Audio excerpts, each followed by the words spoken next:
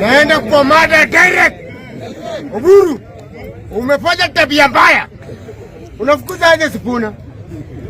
Unafukuza aje Sifuna? Mimi kama usiku wa manane, hiyo unanyasa imeshaanza ugomvi kutenganisha Waluya na Wajaluo. Kumbe Raila alikuwa Mluya. Ni kama Raila alikuwa Mluya. Hiyo ni kutenganisha. Tunawaamini, maana yake tumekuwa tukiwaamini tangu na mdhibitishi wala kuwe kiwalo amdhibitishi. Tulikuwa tumeheshimu baba mani ng'onye. Tumekuwa tukisema baba ndiye alikuwa kusema.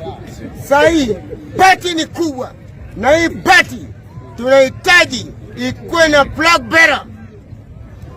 bearer. Ikikosa flag bearer, Oburu uliwachiwa party ulinde. Niliona hivyo majuzi, kumbe siwezi dharau Gladys Wanga. Gladys Wanga pia amesema watu wa South Nyanza na watu wa huku kule wametutumia kutosha. Wacha pia sisi tuwatumie raundi. Gladys Wanga nyang'aya imbe belinganga likoro. Dogo sitokoroga menga.